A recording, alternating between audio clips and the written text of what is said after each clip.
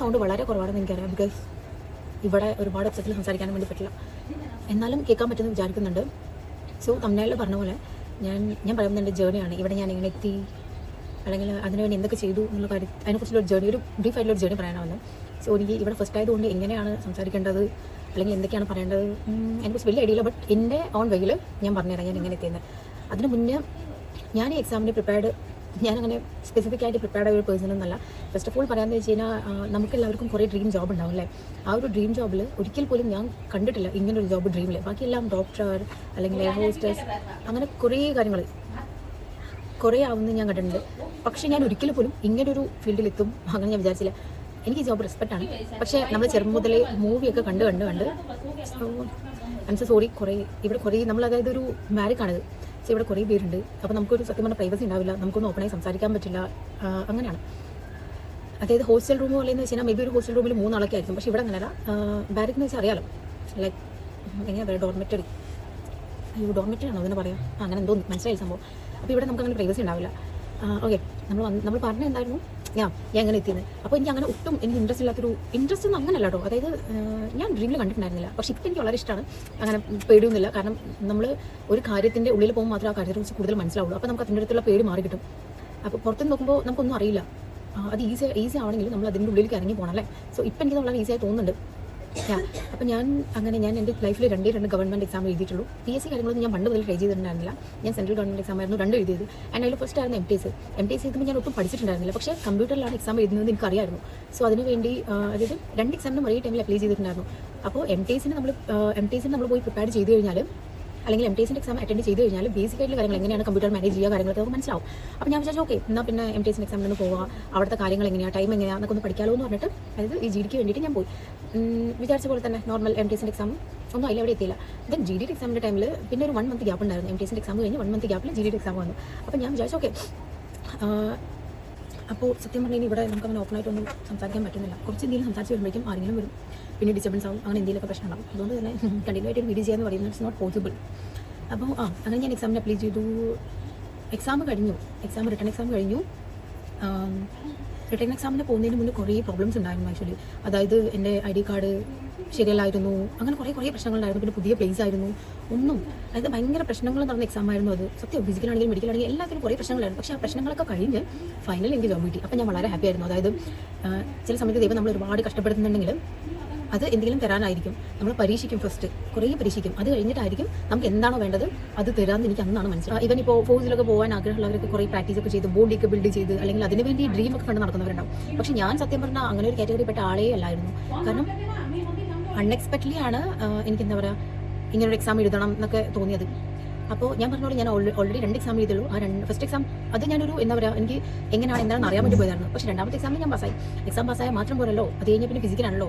പക്ഷേ ആ എക്സാം പാസ്സായ ആ ദിവസം തൊട്ട് അതിന് മുന്നേ ഞാൻ ഫിസിക്കൽ പ്രാക്ടീസ് ചെയ്തില്ല. എക്സാം പാസ്സായാൽ മാത്രമേ ഞാൻ ഫിസിക്കൽ ചെയ്യുള്ളൂ എന്നുകൊണ്ടിരുന്നു. സോ അങ്ങനെ പാസ്സായ റിസൾട്ട് വന്നു. അപ്പോൾ എനിക്ക് ചെറിയൊരു ഹോപ്പ് വരാൻ തുടങ്ങി. ഓക്കെ, എക്സാം എന്തായാലും പാസ്സായി, അപ്പോൾ നമുക്കൊന്ന് ഫിസിക്കലിൽ പ്രിപ്പയർ ആവാന്ന്.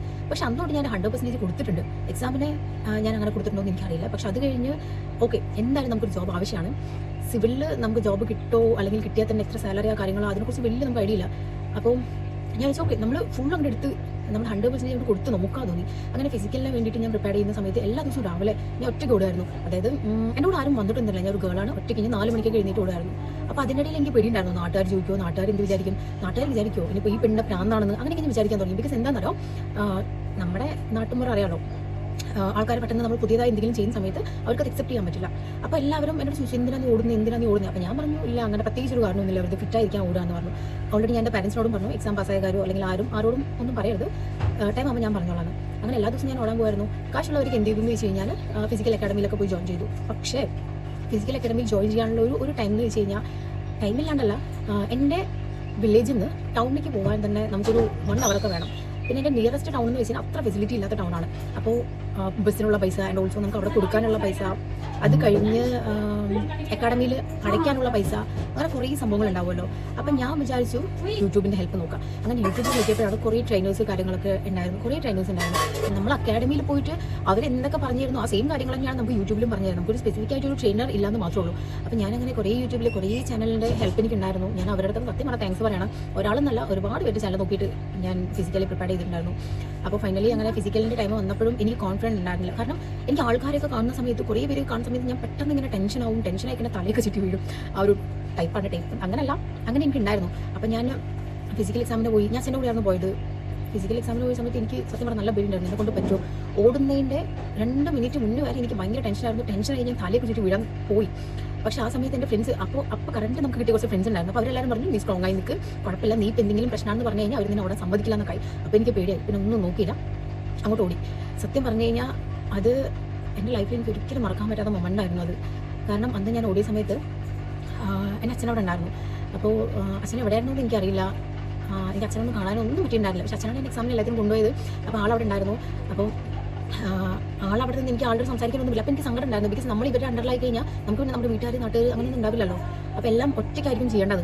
അങ്ങനെ അച്ഛൻ ഏതോ ഒരു ദൂരത്ത് നിന്ന് നോക്കണ്ടായിരുന്നു ഞാൻ ഓടുന്നതൊക്കെ. ആൻഡ് ഫൈനലി എന്തോ ഒരു ഭാഗ്യത്തിന് എൻ്റെ വീട്ടുകാരുടെ പ്രാർത്ഥനയോ അങ്ങനെ എന്തുകൊണ്ട് എനിക്ക് അങ്ങനെ ഞാൻ പാസ്സായി. അപ്പോൾ എനിക്ക് സത്യം പറഞ്ഞാൽ ഭയങ്കര സങ്കടം ഉണ്ടായിരുന്നു കേട്ടോ. സങ്കടം എന്ന് വെച്ച് കഴിഞ്ഞാൽ സന്തോഷവും സങ്കടവും ചേർന്നിട്ടുള്ളൊരു ഫീലിംഗ് ഉണ്ടല്ലോ, അതായിരുന്നു അന്ന് എനിക്ക്.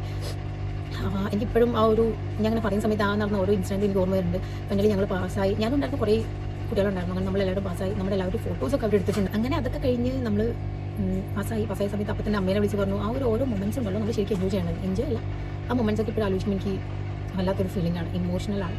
അങ്ങനെ അതൊക്കെ കഴിഞ്ഞ് അമ്മേനെ വിളിച്ച് പറഞ്ഞു. അങ്ങനെ വീട്ടിലെല്ലാവരും ഹാപ്പിയായി. അത് കഴിഞ്ഞ് പിന്നെ നമ്മൾ മെഡിക്കലിന് വേണ്ടി പ്രിപ്പയർ ആവാൻ തുടങ്ങി. മെഡിക്കലിന് പ്രിപ്പയർ ആകുമ്പോഴും ഞാൻ ആക്ച്വലി ഇവിടെ മെഡിക്കൽ എക്സാമിന് മുന്നേ തന്നെ ഞാൻ ഒരു പ്രീ മെഡിക്കൽ ചെയ്ത് വെച്ചിട്ടുണ്ടായിരുന്നു. ബിക്കോസ് നമുക്ക് എന്തെങ്കിലും പ്രോബ്ലം ഉണ്ടെങ്കിൽ തന്നെ നമുക്കത് സോൾവ് ചെയ്യാൻ പറ്റുന്നു. അതായത് ഞാൻ എൻ്റെ 100% കൊടുത്തുകൊണ്ടാണ് എനിക്ക് ഇങ്ങനെയുള്ള ഐഡിയ തോന്നിയത്, ഓക്കെ പ്രീ മെഡിക്കൽ ചെയ്യാന്നുള്ളതൊക്കെ. അതുകൊണ്ട് തന്നെ എനിക്കൊരു പ്രോബ്ലം ഇല്ലാന്ന് എനിക്ക് മനസ്സിലായി. അപ്പോൾ കുറച്ചുകൂടി കോൺഫിഡൻ്റ് ആയി. അങ്ങനെ മെഡിക്കലും കഴിഞ്ഞ് മെഡിക്കലിൻ്റെ സമയത്ത് കുറച്ച് ട്വിസ്റ്റുകളൊക്കെ ഉണ്ടായിരുന്നു. പക്ഷേ അതൊന്നും പറയാനുള്ള ടൈം എനിക്കില്ല. എനിക്കെല്ലാം ഡീറ്റെയിലായി പറയണമെന്ന് ആഗ്രഹമുണ്ട്, പക്ഷേ പറ്റുന്നില്ല. ഓക്കെ, അങ്ങനെ നമ്മുടെ മെഡിക്കൽ പാസ്സായി. മെഡിക്കൽ പാസ്സായ സമയത്ത് അതിനേക്കാളും വലിയ സന്തോഷമായിരുന്നു. കാരണം കഴിഞ്ഞു, ഇനിയിപ്പോൾ നമുക്ക് മെറിറ്റ് മാത്രം വന്നു കഴിഞ്ഞാൽ നമുക്ക് ജോലി കിട്ടി, ആ ഒരു അവസ്ഥയായിരുന്നു. അതായത് ഒരു 95% എല്ലാം ഓക്കെ ആയി. ഇനി ഒരു 5% പറഞ്ഞാൽ നമ്മുടെ മെറിറ്റാണ്, അതിന് വേണ്ടി വെയിറ്റ് ചെയ്യണം. അങ്ങനെ മെഡിക്കൽ കഴിഞ്ഞ് പിന്നെ നമ്മൾ മെറിറ്റിന് വേണ്ടി വെയിറ്റ് ചെയ്യാൻ തുടങ്ങി. അന്നത്തെ ദിവസം എനിക്ക് ഒരിക്കലും മറക്കാൻ പറ്റില്ലായിരുന്നു. ഞാനന്ന് ഉറങ്ങി എഴുന്നേറ്റ് വരുമ്പോൾ തന്നെ എല്ലാ ദിവസവും ഞാൻ എഴുന്നേറ്റ് രാവിലെ നോക്കുന്നൊരു കാര്യം, റിസൾട്ട് വന്നു അങ്ങനെ ഒരു സംഭവമായിരുന്നു. അങ്ങനെ ഒരു ദിവസം രാവിലെ എഴുന്നേറ്റ സമയത്ത് എല്ലാ ദിവസവും രാവിലെ എഴുന്നേറ്റ് മാത്രമല്ല 24/7 ഞാൻ റിസൾട്ട് വന്നു നോക്കുമായിരുന്നു. ബിക്കോസ് എൻ്റെ ടൈമും പോയിക്കൊണ്ടിരിക്കുകയാണല്ലോ. അല്ലെങ്കിൽ ഇത് കിട്ടുന്നില്ലെങ്കിൽ വേറെ എന്തെങ്കിലും നോക്കാം, അങ്ങനെയൊക്കെ മൈൻഡിൽ കുറേ കാര്യങ്ങൾ വരാൻ തുടങ്ങി. അങ്ങനെ ഒരു രാവിലെ എഴുന്നേറ്റ് നോക്കുന്ന സമയത്ത് വീട്ടിൽ അമ്മ ഉണ്ടായിരുന്നില്ല, അച്ഛൻ ഉണ്ടായിരുന്നു, അനിയത്തി ഉണ്ടായിരുന്നു. അമ്മ പുറത്തെവിടെ പോയിരുന്നു. അപ്പോൾ ഞാൻ നോക്കുന്ന സമയത്ത് എൻ്റെ റിസൾട്ട് വന്നു. ഞാൻ ശരിക്കും ഷോക്കായി. എഴുന്നേറ്റ് വന്നു, ഞാൻ സോഫയിൽ പോയിരുന്നു കുറേ നേരം റിസൾട്ട് നോക്കി. ഞാൻ ആരുടെ ഒന്നും പറഞ്ഞില്ല, ഞാൻ ഷോക്കായി കുറേ നേരം ഇരുന്ന് പോയി കഴിഞ്ഞിട്ട് അപ്പം എൻ്റെ അനിയത്തി ചോദിച്ചെടുത്ത് എന്താ പറ്റിയത് ചോദിച്ചു. അപ്പോഴാണ് ഞാൻ അവിടെ തോന്നി, ഞാൻ പറഞ്ഞു നേരെ അച്ഛനുണ്ടായിരുന്നു. അച്ഛനടുത്ത് പോയി അച്ഛൻ എനിക്ക് ജോലി കിട്ടി. അത് കഴിഞ്ഞ് പിന്നെ ഞാൻ അനിയത്തിയുടെ അടുത്ത് പറഞ്ഞു, അമ്മ ഉണ്ടായിരുന്നില്ല, പിന്നെ വേഗം അമ്മ അടുത്ത് പറഞ്ഞു. അങ്ങനെ എല്ലാവരും ഭയങ്കര ഹാപ്പി ആയിട്ടുള്ളൊരു മൊമെൻ്റ് ആയിരുന്നത്. പക്ഷേ സങ്കടം ഉണ്ടായിരുന്നു. നമ്മൾ അതിന് 2 മാസം കഴിഞ്ഞ് നമുക്ക് പെട്ടെന്ന് തന്നെ പോകണം എന്നുള്ള കാര്യങ്ങളൊക്കെ അറിഞ്ഞപ്പോൾ സങ്കടം ഉണ്ടായിരുന്നു. പക്ഷേ ആ കുറച്ച് മൊമെൻറ്റ്സ് എന്ന് പറയുന്നത് ആ ഒരു 1 ഇയർ ഞാൻ അതിനുവേണ്ടി കഷ്ടപ്പെട്ടത്, അല്ലെങ്കിൽ എന്നെ സപ്പോർട്ട് ചെയ്തവർ, എൻ്റെ പാരൻസ്, അങ്ങനെ എല്ലാം ആലോചിക്കുന്ന സമയത്ത് നല്ലൊരു മൊമെൻ്റ് ആയിരുന്നു. ലൈഫിൽ അനുഭവിക്കേണ്ട ഒരു സംഭവങ്ങളൊക്കെ തന്നെയാണെന്ന് എനിക്ക് മനസ്സിലാവുന്നുണ്ട്. അതായത് അന്നാലോചിക്കുമ്പോൾ അത് ഓരോന്നും വേദനയുള്ള കാര്യങ്ങളായിരുന്നു. പക്ഷേ ഇന്നാലോചിക്കുമ്പോൾ ലൈഫിൽ ഏറ്റവും നല്ല കുറച്ച് മൊമെൻറ്റ്സ് ആണെന്ന് എനിക്ക് മനസ്സിലായി. അപ്പം എനിക്ക് കുറേ കാര്യങ്ങൾ പറയാനുണ്ട്, പക്ഷേ എങ്ങനെയാണ് പറയാമെന്നറിയില്ല. ഞാൻ ഓൾറെഡി പറഞ്ഞ പോലെ ഇവിടുത്തെ സിറ്റുവേഷൻ ഇതാണ്. നമുക്ക് ഒരുപാട് സംസാരിക്കാൻ പറ്റും, പക്ഷേ അത് ഒന്നാമത് ക്ലിയർ ആവില്ല. രണ്ടാമത് പുറകിലുള്ള കാര്യങ്ങളിലൊക്കെ പോകുന്ന സമയത്ത് അവരുടെ ഫോട്ടോ ഒക്കെ വരുന്ന സമയത്ത് അവർക്കൊരു പ്രൈവസി ഉണ്ടല്ലോ. സോ അവരുടെ പ്രൈവസിയിൽ കയറി നമ്മൾ ഇടപെടാൻ പാടില്ലല്ലോ. അതുകൊണ്ട് അവരുടെ ഫോട്ടോസും വീഡിയോസൊന്നും വരാതെ നോക്കണം. അങ്ങനെ കുറേ കാര്യങ്ങളുണ്ട്. ഞാൻ കുറച്ച് ഇമോഷണൽ ആയിപ്പോയി. ഞാൻ കുറേ രാവിലെ തൊട്ട് റെഡി ആയതാണ് വീഡിയോ ചെയ്യാൻ വേണ്ടിയിട്ട്, പക്ഷേ നടക്കുന്നില്ല. അതായത് മെയിനായിട്ട് ഞാൻ പറഞ്ഞില്ലേ, എല്ലാവരും ഉള്ളത് പ്രശ്നമാണ്. ഇനിയിപ്പോൾ ആരും ഇല്ലാത്ത സമയത്ത് എന്തെങ്കിലും വീഡിയോ എടുക്കാൻ വേണ്ടി പറ്റുള്ളൂ. ഞാൻ ട്രൈ ചെയ്യാം. എനിവേ ഇങ്ങനെ എക്സാമിന് ആരെങ്കിലും പ്രിപ്പയർ ചെയ്യുന്നുണ്ടെങ്കിൽ, യൂണിഫോം ഇടണമെന്ന് ആഗ്രഹം ഉണ്ടെങ്കിൽ നന്നായി പ്രിപ്പയർ ചെയ്യുക. അതായത് ഇപ്പം നിങ്ങൾക്ക് അക്കാഡമിയിലൊന്നും പോയിട്ട് പ്രാക്ടീസ് ചെയ്യാൻ ടൈമില്ല, പൈസ ഇല്ല, അങ്ങനെയൊക്കെ തന്നെ സത്യമല്ല. അക്കാഡമിയിൽ പോകേണ്ട ആവശ്യമൊന്നും ഇല്ല. പിന്നെ നിങ്ങൾ പോകണമെങ്കിൽ പോവാം. പക്ഷേ ഞാൻ സത്യം പറഞ്ഞു കഴിഞ്ഞാൽ ഞാൻ ഓൾറെഡി പറഞ്ഞ പോലെ എനിക്ക് ഫിസിക്കലി ഞാൻ ഓടാനോ ചാടാനോ ഒന്നും പോകാത്തൊരു വ്യക്തിയാണ്. ഞാനെല്ലാം എന്നെക്കൊണ്ട് ചെയ്യാൻ പറ്റുന്ന കോൺഫിഡൻറ്റ് ഫസ്റ്റ് ഞാൻ ഉണ്ടാക്കിയെടുത്തു. രണ്ടാമത്തെ ഞാൻ മാക്സിമം യൂട്യൂബ് ചാനൽ നോക്കി അവരെന്തൊക്കെയാണ് പറയുന്നത് അതുപോലെയൊക്കെ ചെയ്തു. ഈവൻ ഫുഡ് ആണെങ്കിലും എല്ലാം അങ്ങനെ എക്സസൈസ് കാര്യങ്ങളെല്ലാം പ്രോപ്പറായിട്ട് ഞാൻ ഫോളോ ചെയ്തു. നമ്മളെക്കൊണ്ട് ചെയ്യാൻ പറ്റുന്ന കോൺഫിഡൻറ്റ് ഉണ്ടെങ്കിൽ നമുക്ക് ചെയ്യാം. ഓക്കെ, അതിന് വേറൊരാളുടെ സഹായം വേണമെന്ന് ഇല്ല. ആ അക്കാഡമി കൊടുക്കുന്ന പൈസ ഉണ്ടെങ്കിൽ നമുക്ക് നമ്മുടെ വേറെ എന്തെങ്കിലും ചെയ്യാം. ഒന്നാമത് എൻ്റെ അടുത്ത് പൈസ ആ ഒരു ടൈമിൽ ഉണ്ടായിരുന്നില്ല. ഉണ്ടാവുകയാണെങ്കിൽ മേ ബി ഞാൻ അങ്ങനെ ചിന്തിച്ചേനെ. ഞാൻ അങ്ങനെ ചിന്തിച്ചില്ല. പക്ഷേ എനിക്ക് തോന്നുന്നു ബെറ്ററാണ്. എനിക്ക് എന്താ പറയുക, എനിക്ക് പ്രൗഡ് ഫീൽ ചെയ്യുന്നുണ്ട്. ബിക്കോസ് ഞാൻ അക്കാഡമിയിൽ നല്ല പോയിട്ട് സ്വന്തമായിട്ടാണ് എല്ലാം ചെയ്തത്. നല്ലൊരു സമയത്ത് എനിക്കൊരു അപ്പോൾ എനിക്ക് പാർട്ട് 2 പാർട്ട് 3 എന്നൊക്കെ പറഞ്ഞ് പോകണമെന്ന് ആഗ്രഹമുണ്ട്. കാരണം ഇതിനെക്കുറിച്ച് പറയുകയാണെങ്കിൽ ഒരുപാടുണ്ട്.